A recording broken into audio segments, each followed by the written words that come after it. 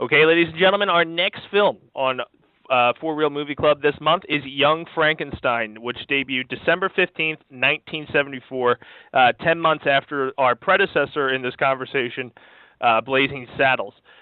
Young Frankenstein is a 1974 American comedy film directed by Mel Brooks and written by him and Gene Wilder. Gene Wilder also is one of the key starring actors as Frankenstein in this movie, and the supporting cast includes Terry Garr, Cloris Leachman, Marty Feldman, Peter Boyle, Madeline Kahn, Kenneth Mars, Richard Hayden, and Gene Hackman. The film is fictionally a parody of the classic horror film genre and is most notably shot in black and white. So what we're going to do is, just like we did for Blazing Saddles, we're going to go around the horn and get first impressions. This time we'll start with you, Mr. Burhan. What was your first impression of Young Frankenstein? I loved it. It was, again, very tongue-in-cheek in terms of the whole Frankenstein lore, in a sense. I loved the musical bit where he did Walking on the Ritz, because it's just actually so funny. It's like it's so retarded when he has the monster just dance with him, and every time he's doing the sing-song, and then the monster's like, it sounds like something Stallone would say. It was very tongue-in-cheek satire in terms of the way that they would do things in this movie. Gene Wilder added his own kind of flavor because it was more so a character that he cared about, that he loved, and he had more sort of creative input in this. You could actually show how this movie shined. I think it was one of his best roles in general in terms of the way that he played that. So yeah, that's my perspective anyway. Okay, Tony, what were your opinions or first initial reaction at Young Frankenstein? It's a much easier film to just pop in and watch, other than Blazing Saddles and my least favorite of the bunch, Spaceballs. But it's nowhere near as good as Robin Hood Men in Tights, and there aren't as many jokes throughout it that I would really give a clap to and just be like, you know what, really nice job, good, well done. But there are a couple that I really like a lot. Okay. Mr. Goss, your opinion on Young Frankenstein? I think it's another really good movie that Mel Brooks came out with. And a little fun fact about the movie itself, they actually used parts of the original set of the original Frankenstein film in order to make this. And I thought it was pretty damn funny. It's just one of those movies that I just put in whenever, and I still laugh at all the funny scenes. I think it was a very well casted film as well. I think it was just a brilliant movie, and I still highly adore it to this very day. Mr. Paden. This movie I very vividly remember seeing as a youngin'. One of my cousins had the VHS of it and popped it on, and he was teaching me of the fantastic actor known as Gene Wilder. This was my first exposure to him, and I was young. I didn't have any appreciation. I just kind of like laughed at some things I thought were funny. Maybe the monster sounded funny or something. For the most part, though, I hated it because it was black and white, and I was young. I didn't want to watch a black and white movie. What the crap? As I got older and I rewatched it more and more, I begun liking it, and I probably haven't watched it in probably close to 6, 7, 8 years. So it wasn't still vivid, or not just it wasn't as clear in my memory of every little thing about it. I just remember it was pretty good. Wow, I forgot just how fantastic Gene Wilder was in this movie. And I mean Gene Wilder, just complete opposite of what he was in Blazing Saddles. And again, I'm not going to give any credit to Mel Brooks on this. Outside of Gene Wilder and a couple other things, I thought this movie was pretty drab as well. But Gene Wilder just nails this performance. Gene Wilder was born to play Dr. Frankenstein.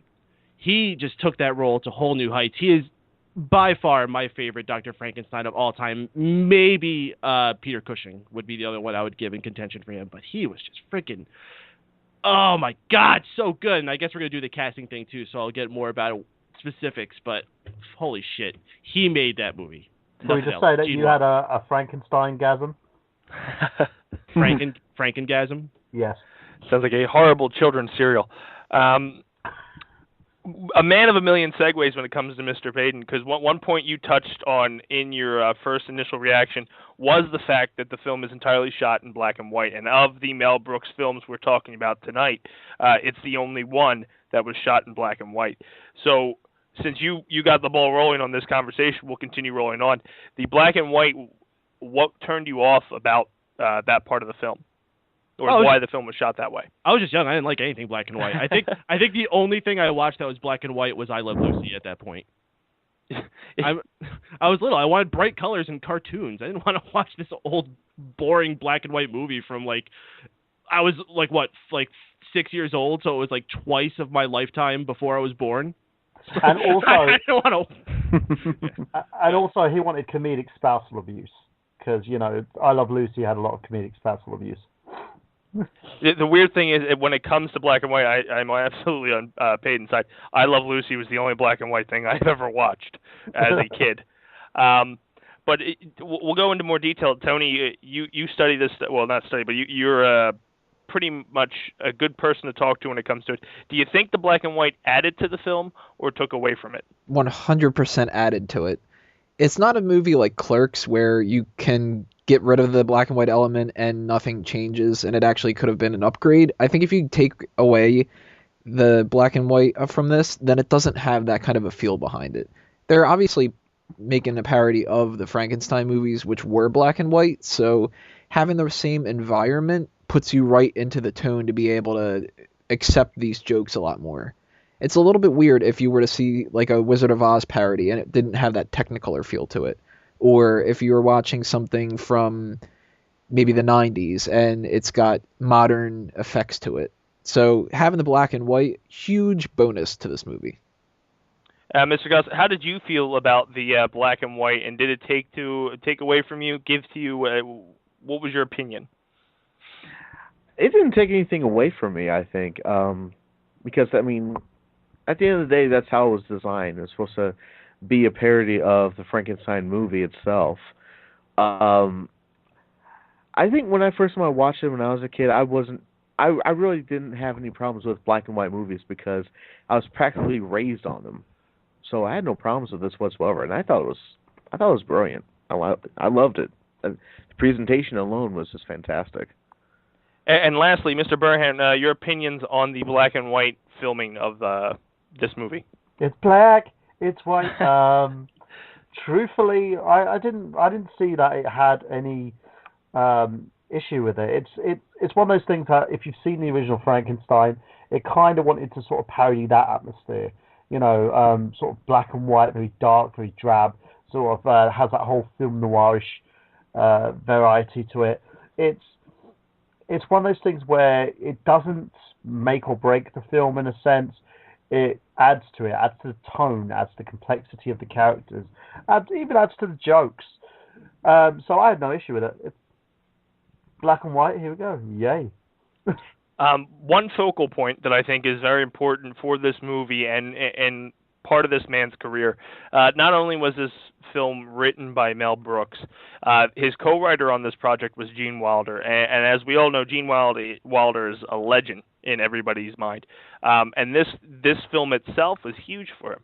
To go around the panel, we'll talk a little bit more about Gene Wilder's performance, what you liked about it, what you've taken away, and how it's impacted pop culture and its legacy. So we'll start with you, Mr. Goss. When it comes to Gene Wilder, what were your key takeaways when it came to Gene and his performance? He did a whole lot of screaming in this movie. I think that's what he's known for. Is he has a perfect way of yelling out his lines and everything, and does it with such a comedic timing. That's the only thing I really remember so much of that movie, of his performance, is there are moments where he is just deadpan serious, and then there are times he's just yelling his head off. And I don't know, it's just something. I just think he does a pretty cool job in this film. Mr. Paden, your thoughts on Mr. Wilder's performance? Absolutely fantastic. This guy brought his A game. Every line that he's reading throughout this, he's putting the proper emotion to it. I said before in Blazing Saddles that the problem was that none of these characters had any depth. None of them were really likable. Very different. I had so many emotions for Dr. Frankenstein throughout this. I felt sympathetic for him. I wanted to get behind him to succeed in what he was doing. I felt his pain at what he had done and the mistake he had gotten himself into. And this movie was just all over the place. It wasn't just a comedy. This was dramatic. It was suspenseful. There was all these different elements in this movie, and I really think that this is a style that Mel Brooks should have stuck more for, rather than going down this silly parodying route, silly satire, I should say, route that he more has become known for as he's gone on later in his career. This was so unique and awesome. I would have loved to have seen more done like this, especially with more people like Gene Wilder, which I said that he's the only thing that's in there. There's other things that I would put in there as well. Igor was fantastic. The sheriff was pretty cool. Again, the sets were fantastic, which were all borrowed from lots of other things, of course. Just to have actual emotion in this made it a much easier movie to watch, much more enjoyable. It's the longest. It was almost 2 hours, which is crazy for a movie that you would normally call a comedy movie to be anywhere near that long. Mm-hmm. I think my favorite part for Gene Wilder throughout this whole thing is when the Beast initially escapes and he runs to the door and he's like, "Oh God in heaven, what have I done? What have I done?" Just Oscar worthy. And funny thing is, Gene Wilder did get nominated for an Oscar for this movie, but not as an actor. He got nominated as a writer, which kudos for him as well. I mean, maybe that's why this movie has so much better characters written inside it, is because you had Gene Wilder behind the pen on it. The movie also won a Hugo Award. It's one of the few awards that actually did win, not just get nominated for. It did win a Hugo for Best Dramatic Presentation, not comedic, but dramatic. So I think that speaks a lot for how impactful this movie is on actual emotions rather than just laughs. Mr. Burhan, what were your thoughts on Gene's performance? Stellar. He was the only person I could actually see who overacted but made it sound relevant. It's basically the script was it was contextualized in that way, in a sense. He knew what levels to hit the highs, he knew what level to hit the lows, and the character was so big in a sense that it seemed like they played that whole approach on vanity, especially with the monster. He was just, it was astounding, and he kind of parodied but also put reference to Mary Shelley's sort of characters, in the sense that Frankenstein is the monster, but it kind of made it more, how can I say it without sounding like I'm kissing his ass? They made it more sort of big, like a million times bigger than it should be, but it worked. It worked exactly for the script. And yeah, he was stellar, and the fact that he didn't actually win any awards for his performance kind of just makes you sit there and think, why? And lastly, Mr. Mango, what were your thoughts on Mr. Wilder's performance? One word: earnest. He pretty much takes this as if he's playing the actual Victor Frankenstein in a serious movie, which makes all the jokes hit that much better. Great job. I don't really have too much else to say. When it comes to casting, one thing that I think is noticeable in the list of movies we're going to be talking about tonight is the lack of Mel Brooks in the film itself.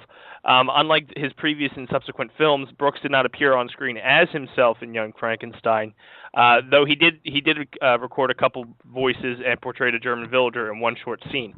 In 2012, Brooks explained that, and I quote, "I wasn't allowed to be in it. That was the deal Gene Wilder had. He said, if you're not in it, I'll do it." And then he laughs. He also goes on to say, "You have a way of breaking the fourth wall, whether you want to or not. I just want to keep it. I don't want too much to be, a wink at the audience. I love the script." So that was the deal, and that's why there was less Mel Brooks. Now, when it comes to this film being one of Mel Brooks being a co-writer of it, we'll start with you, Mr. Goss. Almost said Mrs. I apologize. Do you think the lack of Mel Brooks made the film better, took away from the film? I really didn't care, to be honest. I didn't care if he was in the film or not. Mhm. It didn't really. I mean, even if he were to have shown up in the film at some point in the physical form, it wouldn't have taken anything away out of it. I still, the movie still stands as it is, and I just, Okay. I don't know, I just don't think that if he was in the movie or not, it just wouldn't have mattered. It was great the way it was. Maybe the better question would be, when it comes to Mel Brooks in this film, was it noticeable that he wasn't in it? Compared to the four movies we watched this past month, was Mel Brooks absent extremely noticeable? It was noticeable, but at the same time, it wasn't anything that could have. It wasn't anything that would have changed in the film if he would have been in the film at all. So I really just didn't care. I thought it was great. Tony, what are your opinions on Mel Brooks and his lower role when it comes to actually being in the film? To be perfectly honest, I totally didn't realize that he was in it. He's in it, but like not as heavily featured as he is in all his other films. But he's just a couple voices, like a cat getting hit with a dart. And well, I would have called that out. I mean, come on. Yeah. Clearly, that's Mel Brooks.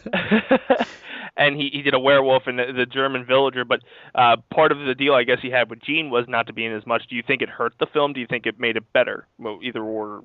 I don't think it would have made that much of a difference. Like I said, I didn't realize that he wasn't in the movie, and that wasn't in positive or negative role. I wasn't hoping that he would pop up. I mean, I have seen this movie twice before. All these movies I've seen, and then I just rewatched recently, so keep it fresh in my mind. I couldn't remember him being in it, and watching this again, I wasn't waiting for him to pop up, kind of like doing like a Hitchcock thing where it's like, when's he going to show up? Or a Tarantino, when's he going to pop up? And that'll be really cool, but it didn't need to happen, but I'm pretty sure if it would have happened, it wouldn't have taken away anything from the movie. And it probably wouldn't have made it that much better of a movie either. It's, a hit or miss kind of a thing. Mm-hmm. Burhan? In a sense, I think it helped the movie because sometimes you've got to look at it this way. You don't want to keep putting yourself out there and in people's faces because they're going to end up getting sick of you. In terms of the text itself, in terms of the characters, let them speak for themselves instead of throwing yourself in there to let them know that you're in on the joke. So I think it helped the movie like tenfold. And lastly, Mr. Paden, your thoughts? Yeah, Mel Brooks is not exactly a shining star as an actor. I think it's cool that he finds a part for himself in his movies as long as it's something small. It's something like Blazing Saddles, I think it got overbearing. But if it's something really tiny, it's fine. Not being there at all is perhaps even better. I didn't miss him at one bit at all. To take a break in the middle of the questioning rounds and just go through some of the facts of the movie.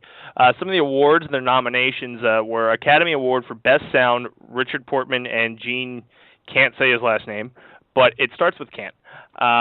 Academy Award for Writing Adapted Screenplay, Mel Brooks and Gene Wilder. Golden Globe Award for Best Actress, Cloris Leachman. Golden Globe Award for Best Supporting Actress, Madeline Kahn. And the WGA Award for Best Comedy Adapted from Another Medium, Mel Brooks and Gene Wilder. The film itself was, like I said earlier in the beginning of this part of the segment, was released December 15th, 1974, with a running time of 105 minutes. The budget was $2.78 million, and it brought in $86 million at the box office. So to continue our conversation here on Young Frankenstein itself, one part we did in the last segment, and I'd like to do it here to give us a little bit more time about it since it's more of a favorable movie, and we hit place on Gene. We'll start with you, Mr. Burhan. What was your favorite moments, and what were your takeaways from this movie? My favorite moment, as I said, it was the Walking on the Ritz musical scene. The takeaway from the movie, for me, it showed comedy done right, and also in terms of Mel Brooks, it kind of made me fall in love with his comedy stylings in a sense. This was the movie that got me into his future movies like Spaceballs, for instance, and it allowed you to see exactly what he could do without having himself enter the scenes to tell the joke. He allowed the script to stand for itself. And also, with someone like Gene Wilder as well, it allowed him to stand out as an actor. It allowed him to work with the text. become his character, and it showed exactly what the duo could do. It totally put movies like Blazing Saddles to shame, for instance.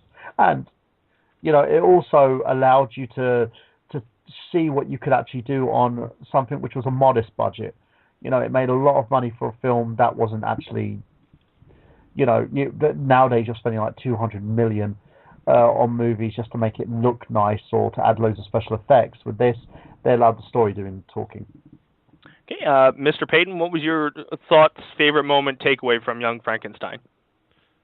Oh gosh. One little thing that I actually kind of appreciated was the fact that to get electricity, they used kites. I thought that was a funny little thing that they did. I think my favorite joke throughout the whole movie, though, is after he first tries to bring life into the monster, and he's unsuccessful, and him, the girl, and Igor are at the table eating, and Igor says, you know what my father used to say to me in situations like this? Why don't you get out of the bathroom and give somebody else a chance? And Mr. Goss, what was your favorite moment or takeaway from Young Frankenstein? God, there's so many. Well, some have already been mentioned. The one that comes to mind is it's towards the end of the movie when he was Dr. Frankenstein. He was giving a lecture, and then one of his students was getting into kind of a brain match with him, and it culminated when Dr. Frankenstein actually stabbed his leg with a suture. And I was like, okay, he made his point, quite literally. But, yeah, that's another funny movie moment that stands out for me. Okay, and lastly, Mr. Mango? It's got to go with Igor. The fact that he calls it Igor with the Frankenstein thing is such a great joke. The hump, definitely my favorite out of the whole thing. What hump? Just such a simple joke that goes over really well. And another thing I always loved was the Gene Hackman scene with the soup and the cigar and everything like that. Hackman really does a great job in that. And it's such a thankless role. Nobody ever remembers that Gene Hackman's in this movie. Lastly, one of the last points we want to talk about as we run through within our last 10 minutes of this segment of For Real Movie Club is Young Frankenstein went on to be adapted as a musical by Mel Brooks with the music of Tom Meehan and lyrics by Brooks based off of this movie that it was in 1974. It had a run in Seattle as a tryout in 2007 and then hit Broadway from 2007 to 2009. And it does U.S. tours starting in 2009. Now, the one thing that this is leading to when it comes to questions is in the world that we live in today, since creativity is slowly dying, reboots are a huge thing. Do you ever see that Young Frankenstein, and we didn't get a chance to talk about this on Blazing Saddles, but for Young Frankenstein, is there a potential for a reboot? We'll start with you, Mr. Paden. Gosh, I hope not. I mean, like I said, Gene Wilder just nailed his performance. Not just the role of playing young Frankenstein, but just Dr. Frankenstein in general. I would hate to see them try to redo something like this, especially unless you're going to have, I don't know, I guess you could try to get Gene Wilder involved. He's just been retired all this time. I guess you could try to pull him out of it, but I can't imagine he would want to be. Mm-hmm. So I would err on the side of no. Okay. Mr. Goss, reboot. I agree. I really hope that never becomes a consideration. I thought it was kind of strange they turned it into a Broadway musical. But that's Mel Brooks for you. But no, I hope they don't do a reboot of this, and I'd be really pissed if they did. Okay, and Mr. Burhan? In terms of reboots, I think it's better left alone. Okay, and lastly, Mr. Mango? No reboots, but you got to do a prequel of even younger Frankenstein or a sequel of older Frankenstein. Yeah, I'll buy that for $1. Jumping across the platforms there. When it comes to Young Frankenstein, like we said, and we've been talking about several times, it was nominated for a lot of awards, and this, to at least a lot of the panel here, is the first breakout Mel Brooks film that we kind of identify within the four that we're talking about tonight. to go more in depth with Young Frankenstein, there's an actor in there that later would play a role of Ray's father on Everybody Loves Raymond, Peter Boyle. How do you guys feel about Peter Boyle as the Frankenstein creature? We'll start with you, Mr. Burhan. It wasn't noticeable. To tell you the truth, I didn't see the character defined as an actor. I just saw him as the creature. So he did his job well. But he didn't. How can I say it? The character was just the character. The monster was the monster, and it was a believable monster. Okay, Mr. Paden? The opposite of, as I said, Gene Wilder nailed the role of Dr. Frankenstein. This is just about as blah as you can get for the role of the actual monster. Far cry from Boris Karloff and pretty much anyone else, Lon Chaney Jr., or anybody who's played that role. I would actually put that one at the bottom. Funny how you have the complete opposite of what you have for Dr. Frankenstein. Okay, Mr. Goss? I think that he was just casted because they just want, since this is going to be a straight-up comedy, Miles will get somebody in there who could play his role comedically. And I think they've done a pretty good job casting him, I think. And lastly, Tony, what were your thoughts on Peter Boyle? He was all right. Nothing special, nothing too bad. But it's funny that he goes on to be in Everybody Loves Raymond, and out of everybody of the cast of that, he's the one who plays Frankenstein, not Brad Garrett. Yes. You would think. Brad Garrett being so huge and just has that voice right for it. Everybody loves Raymond. Everybody loves Frankenstein. As we come up on our last 5-minute warning here of Young Frankenstein, one of the last things I want to talk about is the high praise that it gets on Rotten Tomatoes, where it has a 94% rating, and it was number 13 on AFI's Top 100 Comedies list. When it comes to a ranking system, we'll give it a 1 through 10 scale, 1 being it's terrible, 10 it's over the top, I love it, this is the greatest movie ever since Shawshank Redemption. We'll start with you, Mr. Mango. What would you rate this movie on a 1 to 10? 1 to 10 scales I'm usually tough with. I'm gonna have to go with something around like a 6-7. I think that it does a pretty good job, but it's nowhere near as high up as it ends up being. Yes, because with Rotten Tomatoes, it's 40 people that say, hey, this is the greatest movie, and then all of a sudden it's the greatest movie. Michael Burhan, 1 to 10? I'd give it an 8. Okay. Mr. Goss? I give Young Frankenstein an 8, and I guess I'll give Blazing Saddles a 9. Well, there you go. We'll touch back with Mr. Burhan and Tony real quick. What were your ratings on Blazing Saddles? We'll start with you, Tony. If I can give Young Frankenstein a 7, I would give that maybe a 5.5, 6. Okay, and Burhan? 5.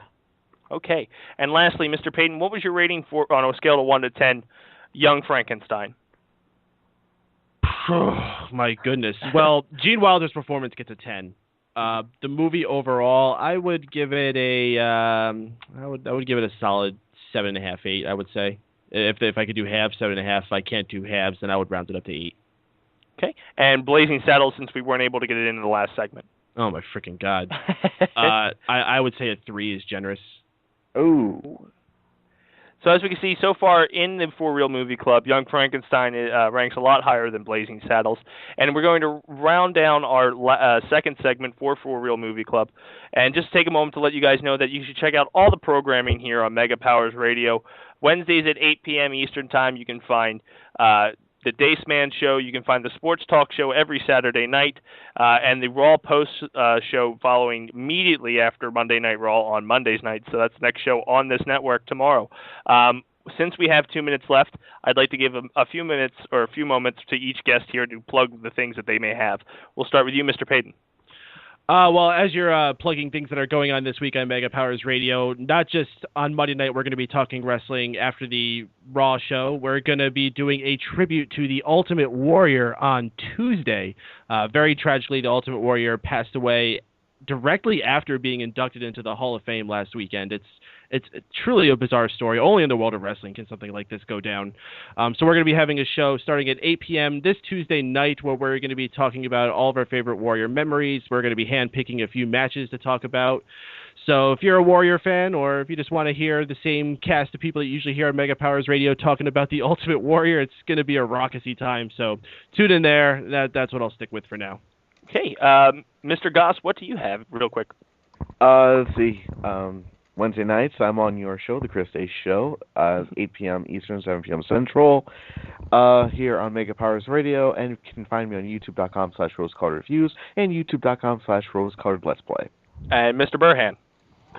You can find basically me on a number of different programs. Every Tuesdays, but that's been moved to Wednesday this week, special time, Untitled Movie Show from Miguel Leon. I got gameplay 8 p.m. every single Saturday on fanboysanonymous.com and also the Retro Island Network. I'm also on Travis's show, the Radio Show, every Thursday, and you can check me out on youtube.com/thenerdgenius or www.nerdgenius.com. The YouTube channel seems to be blowing up a lot, so I'm getting a load of hits, a load of videos, a lot of subscribers. Thank you all, and I love you. And lastly, Tony. Well, I'm just going to keep this short and sweet. Pay attention to everything that's coming your way from fanboysanonymous.com, the host of For Real Movie Club, and all sorts of different stuff. There's too much to mention here. Go and check it out yourself. For those of you that are watching on YouTube or watching the archive session, please go on to our next segment where we'll be going to the future and into space with Spaceballs. For those of you that are joining us live, remember you can always call in at 760-512-7247 and join in the conversation for Mel Brooks Films as we jump into the future for Spaceballs.